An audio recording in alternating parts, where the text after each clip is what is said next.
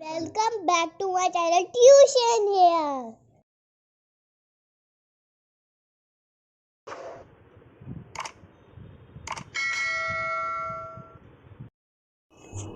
एक गांव में एक सेठ रहते थे जिनका नाम लालचंद था। सेठ बहुत अमीर थे। उनके पास किसी चीज़ की कोई कमी नहीं थी। वे अपनी इकलौती बेटी मीरा से बहुत प्यार करते थे और उनके लाड प्यार ने ही उसे बिगाड़ दिया था।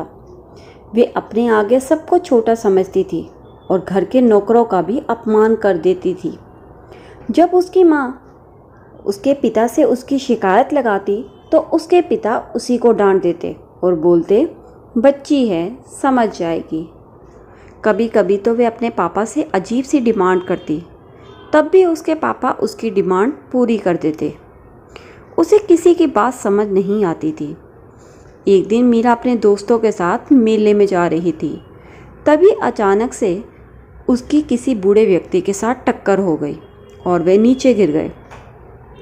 जब उन्होंने मीरा को सही से चलने के लिए कहा तो मीरा ने उन्हें ही उल्टा बोल दिया कि मुझे चलना नहीं आता या आप सही से नहीं चल रहे, जबकि गलती मीरा की थी। वे सीधा देखकर नहीं चल रही थी।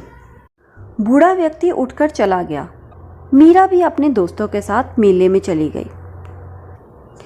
कुछ समय के बाद झूला झूलकर जब वे घर वापस आ रहे थे तब उनकी नज़र रास्ते में लगे हुए आम के पेड़ पर पड़ी। उस पेड़ पर बहुत सारे आम थे। मीरा और उसकी सहेलियां आम तोड़ने लगी। कुछ समय के बाद उसकी सहेलियों ने आम तोड़ने बंद कर दिए, लेकिन वे तो आम तोड़ती ही जा रही थी। तभी उसकी सहेलियों ने आवाज़ लगाई, तुम क्यों इतने आम तोड़ रही हो? हमारे लिए तो इतने आम काफ़ी हैं।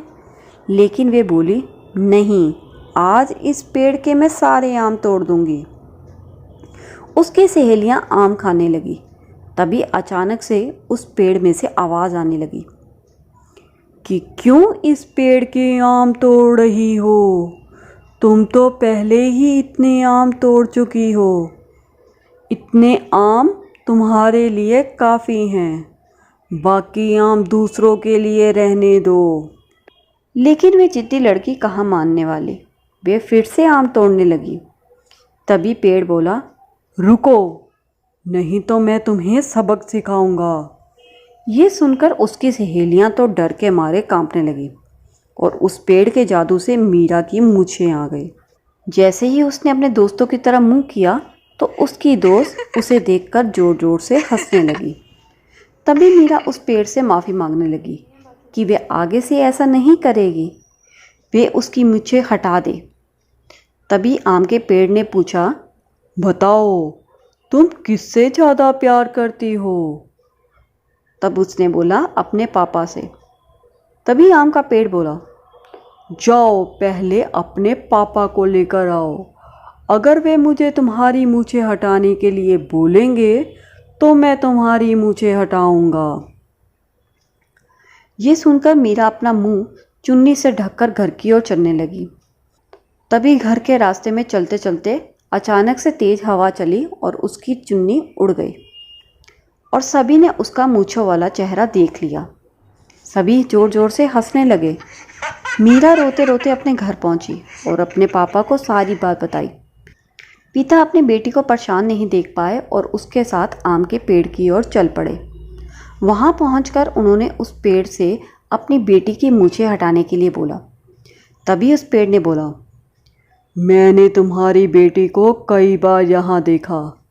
ये दूसरे बच्चों के साथ बहुत बुरा व्यवहार करती है। ये सब तुम्हारे लाड प्यार का ही नतीजा है। और ये लड़की किसी की बात नहीं मानती।